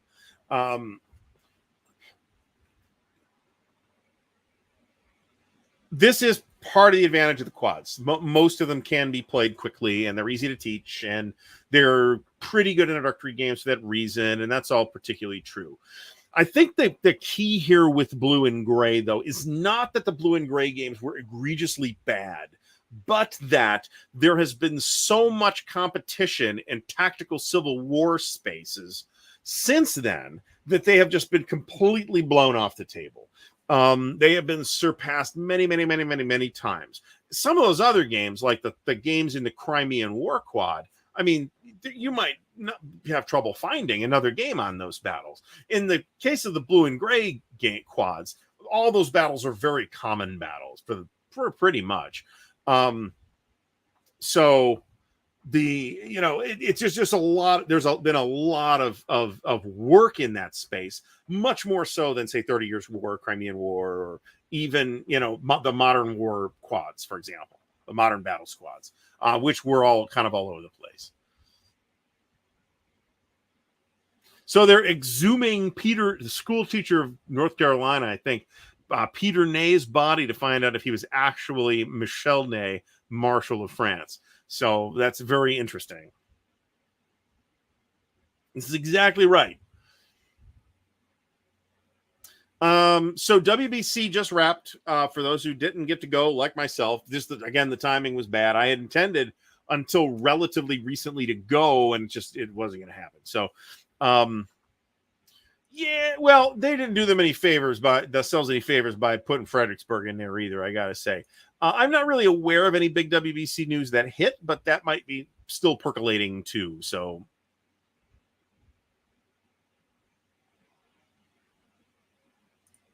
This is true, and a lot of the quads, right? A lot of the quads are on relatively small maps, like less than a full map size map, right? And then that's an advantage. It depends on which Library of Napoleonic Battles game you have, but there are, especially in the recent ones, there's been a ton of small battles. The Napoleon in the Quadrilateral has, I think, all small battles. In fact, I think there's actually one full size battle in there, but the rest of them are on like half or a quarter size maps. So there's a lot you can do on a small map with those games, which makes them excellent travel games too, right? The Martian coin game. This is called Red Dust Rebellion, and I haven't pre-ordered it, but I am interested in it, and for a couple of reasons. One, I'm a big fan of The Expanse, and I'm a big fan of Babylon 5. And Martian, independent-minded Martians were factors in both of those things. So that's a thing. Also, some coin games, it seems to me, suffer from fitting the historical topic into the coin mechanic rather than vice versa. And I think that is a recipe for a less engaging game than you might ideally have.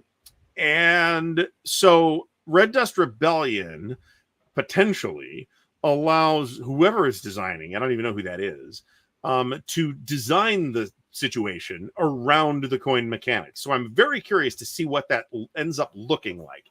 So the chances of me buying Red Dust Rebellion, even though I don't have it on pre-order right now, are actually pretty good.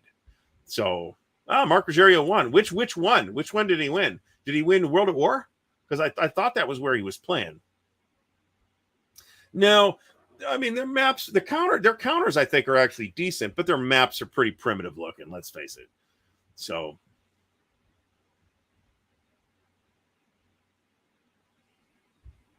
the blue and gray card game from GMT is a completely different thing than the blue and gray quads from SPI. Just to be clear about that. And the card game is supposed to be okay, but I've never played it. So, yes, this is true, right?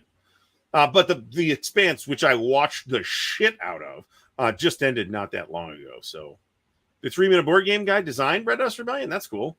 I think I'm surprised to him. I wish Elon would just fucking go to Mars already and, save us his nonsense.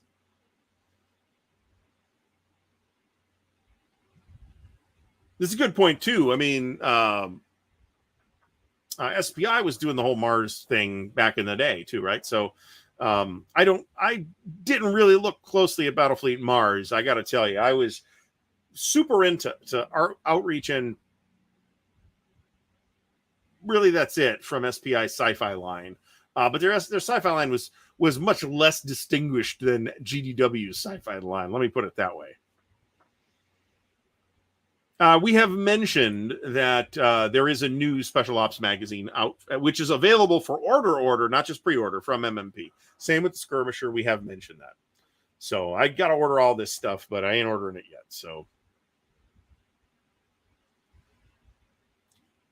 And I did explicitly mention that there's a lot of Iron Curtain stuff in, at least multiple new scenarios in that new Special Ops, which if you have Iron Curtain and really hope that it's good, then I would definitely look at that magazine. I believe there's some BCS content in there too.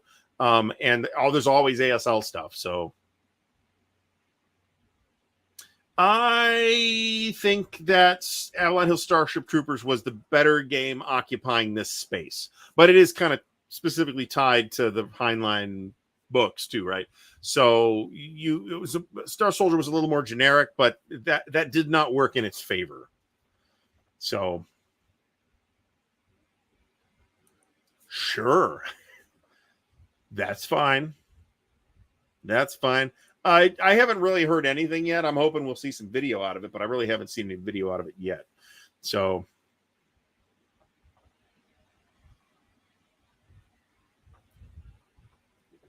so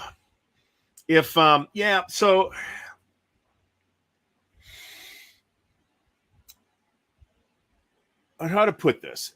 Some of the nichier conventions tend not to get a lot of coverage.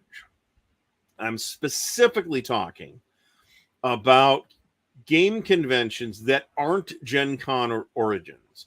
Gen Con and Origins have quite a bit of coverage, right? Content creators and all that. Relatively nobody is doing content from WBC or Consim World, right? Really, the only person that does that stuff is Stuka Joe and me. And I've done Winterfest in Origins, and Stuka Joe has done BiotaCon and from Spain, which was fabulous to see. And Consim World Expo. But Callendale did years ago did a Consim World Expo video as well. But that's really kind of it. I was okay with, I think it was the third episode. I think it might have been the fourth of the Apple Foundation series. Now, I read the books. I've read the books multiple times. Okay. The books have their issues, particularly structurally when it comes to adapting them to television. So I understand that it's challenging adaptation. I didn't object to any of the changes that were being made in and of themselves. And there was that one episode, and again, I forget what episode it was. I don't think it was the second episode. I'm remembering it as the third, but it might have been the fourth episode, which was really good. And after that, it completely disintegrated. It absolutely fell to pieces. And at the end of it, I was just like, what the fuck even is this? I don't know what this even is. So I found it super disappointing. The first episode and that third or fourth episode I thought were really well done. Really, none of the other ones were. So left very, very cold by the Apple Foundation thing. I think at this point, their better sci-fi offering is For All Mankind, and I've only seen the first series of that. So yeah, I mean, if you hadn't read the books, maybe, I don't know, that might be, Stuka Joe's not going to CSW. That's too bad, but neither am I. So I didn't do anything live from Compass Expo, but I did film some stuff there that got released later. So there's that. Players Aid, WBC's over and they didn't do anything. So, I mean, I'm sure they did something because those guys go to conventions and just work. And I'm sure we'll see that. But I haven't seen anything yet. So this is true too. Actually, searching for WBC ends up getting you a lot of boxing videos. So there's that. Oh, I didn't know this was new. I knew there was an older primer. This is the Battles of the Age of Reason, which is a kind of nichier battles than the Napoleonic series, but which has Jesus Christ, but which has. It's the Russians again. Thank you, Russians. Thank you, John, for taking care of this. I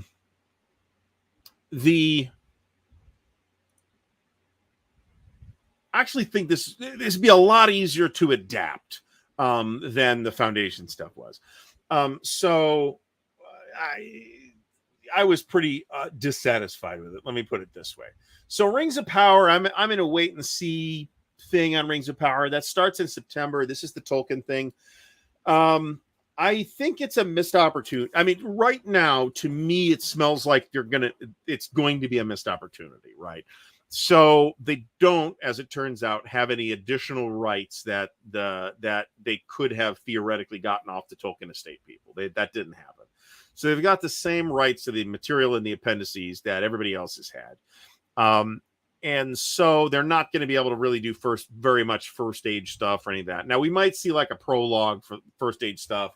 I'm really hoping that the entire first episode will be basically the first age and that first episode will be friggin' awesome. And then I don't even care about the rest of the show. That's my optimistic position on Rings of Power right now.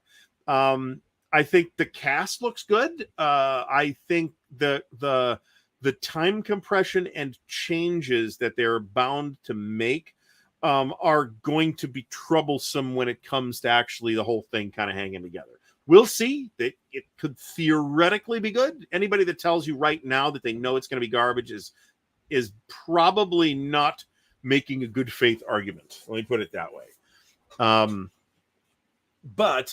we'll see. I'm a huge Tolkien fan, so we'll see if it's any good or not. I'm willing to give it a shot. So so there's a new version. I don't know if it's a new version. It might just be a new printing. I think it's like a box set, isn't it? I don't know. So there's this primer, which is like the sort of BAR starter set. So I've actually subscribed to Pete Peppers as well, and I was watching his stuff on The Expanse after I watched the episodes. So I am 2 glasses of whiskey in. So we're gonna do plus the cider, which is something I just don't want to move the cider, right? Yeah. So the pandemic borked my life pretty badly. So there's that.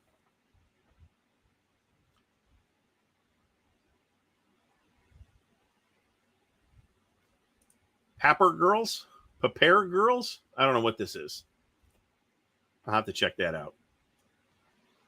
Now, I mean, from like a visual standpoint, Rings of Power looks great.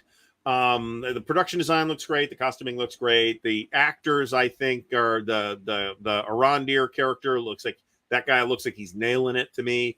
The guy they have playing Celebrimbor looks too old. And the guy that they have playing Gil-galad looks too doughy. But all we've seen is individual shots.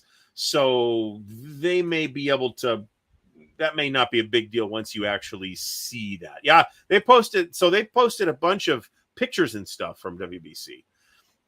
So I have considered going to Yukon back when there was a Tecmo tracking. We didn't know that M.A.R. Barker was a fucking Nazi. So he's dead, and I don't know if that is still a thing that is happening, nor do I really have a clear understanding of whether or not I'm still interested in doing that. So they don't have the rights to it, so they're not even going to try. It is possible to extract a fair amount of the Silmarillion from the appendices. Not everything, but you can get some. But they don't have the rights to anything but the appendices, and I think you would end up with something that feels really weird and off if you just relied on the appendices. I would shit my pants if anybody was to do the Silmarillion. That would be fantastic, because my favorite Tolkien book is the Silmarillion. And I love Lord of the Rings, and I like The Hobbit, but I love the Silmarillion. I've read it multiple times. I have pretty mixed feelings about the Star Wars stuff on Disney Plus. I think Mandalorian is mostly pretty good. I thought Boba Fett was mostly pretty bad. I thought Obi-Wan was okay. Andor looks good so far. From what I can see, Andor looks good. It's going to be very interesting to see. Andor is like a new character, like Mando, right? Like a new character that they can kind of do what they want with. Where the Mandalorian is weakest is in the fan service episode, where it's like, oh, we're going to Mos Eisley now.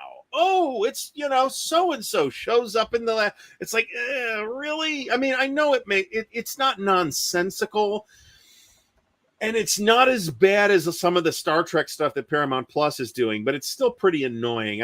These stories really have to stand on their own. So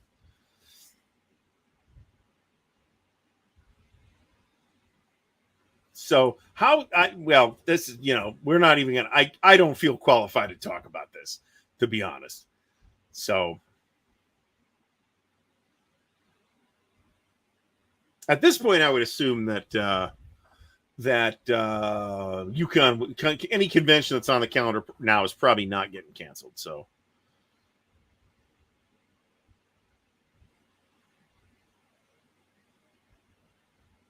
apparently Jeff Beeler has connected to the Yukon people, or at least has been to the website. There's reasons why people find the Silmarillion unreadable, right? It is written like the Bible. So really, I'm going to have to check this out, aren't I? I don't know what Paper Girls even is. Time travel. Okay. And it is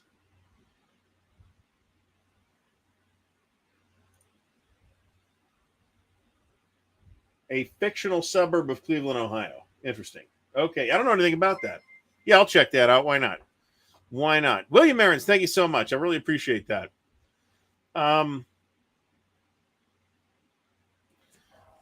So Heinlein analyzed this at one point and worked out a sort of a pretty universal treatment of stories, and it's like, you know, the kind of man versus nature, man versus man, man who got better type of story structures. Certainly, First Contact is a sci-fi subgenre in its own right. And, you know, some sci-fi doesn't have aliens, right? I mean, Asimov, kind of to make a point, didn't put aliens in the Foundation stuff, for example. So, or all three worked into the same thing. Star Trek, for example, has all three.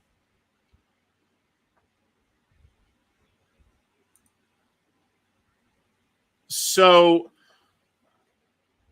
there's all right. So I'm probably going to spend the rest of the show on this now, since we're getting into this. So there's a book called The Silmarillion, which contains a number of things. One of which is the Silmarillion, the Quenta Silmarillion. Okay, that is the Silmarillion. Okay, but it's only part of the book. The book opens with the Ainundale, which is the song of the Ainur, which is the creation of the world. Eru and the Valar sing. They're not even Valar yet. Sing the world into existence, okay? And then you have the Valaquenta, which is the names of the Valar, which recounts all the different Valar, and then the one who is cast out, who's now a Morgoth. And I believe some of the major Maiar are discussed in there as well, but that's pretty much limited to the Herald of Manwë, whoever that guy's name was, and Olorin, who is Gandalf, and Sauron. Okay, so and then it goes into the Silmarillion. All right, then after the Silmarillion, we get the story of Numenor, and then after that, we get the Rings of Power, which is basically a distillation of not just Lord of the Rings, but the whole story of Sauron and the rings, which, you know, a lot of which predates the Lord of the Rings proper. So then you have a series of appendices in there, a lot of which are pretty technical, talking about the names and stuff like that. So, so there's a lot in the Silmarillion besides just the Silmarillion, right? You've also got, I actually now have all of the Histories of Middle-earth books. There's also the latest version called, I think, The Nature of Middle-earth. Not version, but the latest volume, which is not a Histories of Middle-earth book. And it was, I think Christopher Tolkien was involved, but it's got somebody else's editorial name on it. So is this the case? Anybody know if this is the case? Because the Kzinti are mentioned in season 1 of Picard. It's a throwaway reference by somebody who I won't reveal if you don't want to be spoiled on Picard. That was cool. I really appreciated that they threw that in. That's the kind of fan service that doesn't bother me. I haven't watched all of Strange New Worlds. I think I saw the first 2 or 3, and I really liked what I saw. But I also know things that happened in the rest of the season where it's like, are we really doing this fan service episode? Jesus Christ, you got to put Captain fucking Kirk in this already? Really? Just let the show stand on its own. And there's also a character thing that happens at the end of the season that I don't like, because I really was happy with the way that was playing before that, right? So,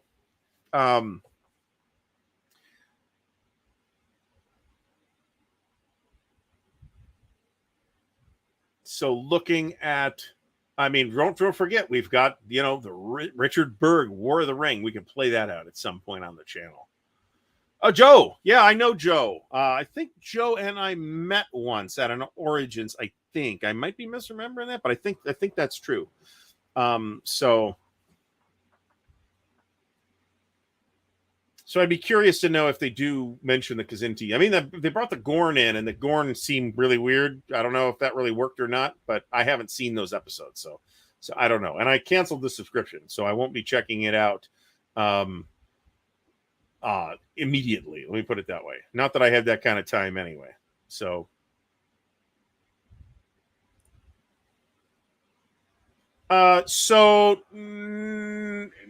no. So Guy Gabriel Kay was Christopher Tolkien's personal assistant during the time that the Silmarillion was being prepared.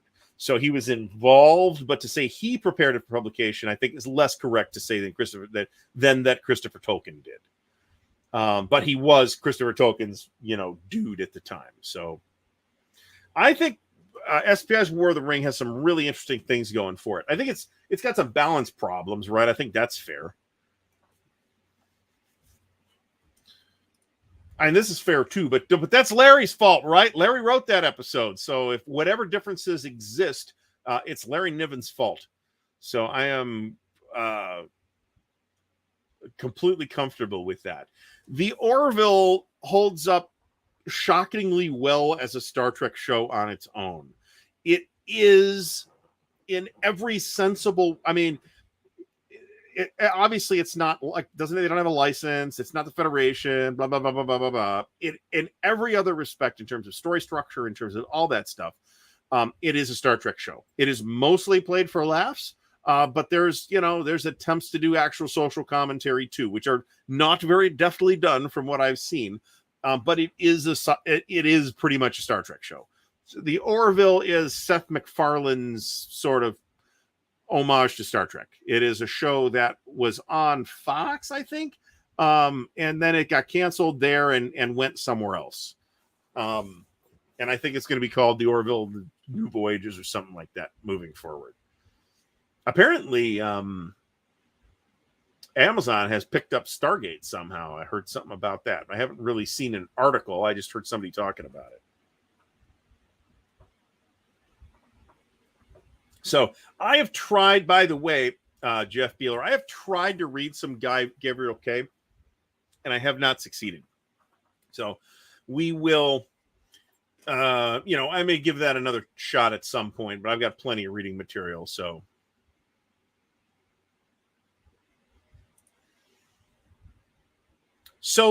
there's a book called There's a book on this.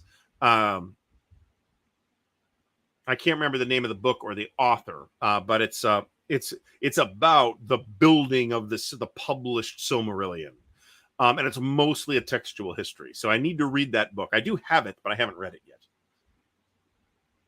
I think this is essentially an accurate statement, by the way. The Orville does have tonal issues as far into it as I watched. Lost Tales is the super duper early stuff that Tolkien wrote, in some cases during World War One. There are some people that feel this way. I do not. I think the Stargate. I think the real magic in Stargate happens not in the movie but in the show. To a much greater extent in SG-1 than in either of the others. But Atlantis had its moments too, and I actually liked Universe, but it was it was clearly an attempt to bring the Battlestar Galactica grimdark tone to Stargate, and I don't think that was well received. I would love them to just continue it. I'd be fine with that. You have like an in-continuity restart, right? Like the Stargate program has been, dismantled, and we have to restart it. I mean, you could get a whole show out of that. I think that would be a lot of fun. And Stargate was on forever, right? It was on for a long time. And they did a really good job of like building a continuity in the context that mostly worked with the movie, but it mostly built on what the movie had done and went in its whatever direction they wanted to. And don't forget that started on Showtime. I mean, this is totally true, right? This is totally true. And the Starfleet Tactical YouTube channel, and they do live streams as well. If you really want to see military eggheads analyzing Star Trek battles, this is where to go. And also Starfleet Battles players. So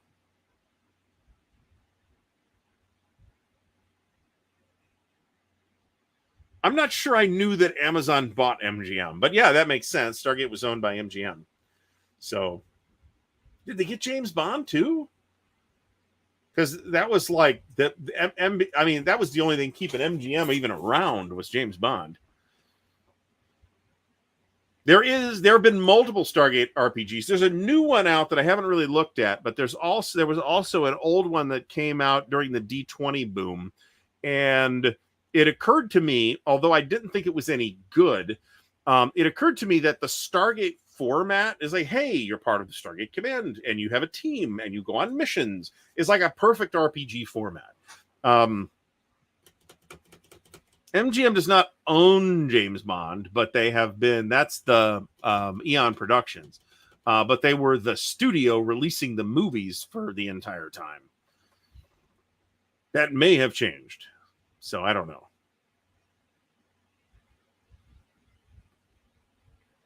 The Broccoli family, at least, Cubby's dead. The Bismarck game from VUCA looks kind of interesting, by the way. So we'll see what that looks like. But there's also Atlantic Chase for that type of thing as well, and that specifically covers the Bismarck. But that's just a scenario too, where the VUCA Bismarck game is, I think, about the Bismarck, the hunt for the Bismarck specifically. I played Ascendancy back in the day, and I really actually played kind of a lot of Ascendancy. I thought it was very good. I thought it was at least as good as Master of Orion, although Master of Orion was the sort of groundbreaking game in that space, I think. But I thought Ascendancy was just as good.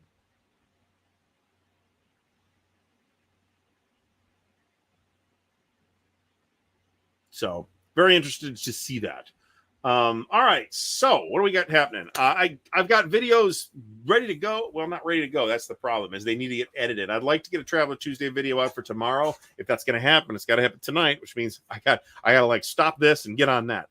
And then there should be an unboxing video as well, which is same thing. There's something filmed. I just got to get it up. And then pretty sure I had something that I had pressing. Yes, I do have a pressing need. I want to get the new edition of Deadly Northern Lights video out, and I don't think it needs to be edited much. So hopefully we will have that ready to go. Worst case scenario, however, we are going to do the stream with Dan tomorrow. That is on Dan's channel. And the AI in Ascendancy was in fact weak, and I believe there's been talk of a Spacey 1889 reboot for a long time. The problem is that Spacey 1889 wasn't that good. You could really see that they put a lot of effort into it, and it just didn't come together. We can talk about that at another time. So, worst case scenario, we got the show with Dan tomorrow on Dan's channel, and then we'll be back here next week. Everything should be settled. I got the internet people coming out. Everything should be taken care of by then. We should be golden for next week's stream. So I'd like to not take the whole week off, but that may end up happening. There's a lot to do. So wish me luck on the move. I appreciate everybody that has already done so. Once again, thanks for the support tonight. Thanks everybody for coming out. We will have hopefully a more focused topic next week. And hopefully I might even have some pictures and or video or something. We'll see. Right, by Monday, it might be pictures of a bunch of boxes stacked in a corner. So that might not be impressive. I may not have showing up at that point. So, well, like I said, wish me luck on that. So thanks everybody for stopping by. It's been great, and we'll see you all next week or tomorrow night if you tune in for the stream with Dan.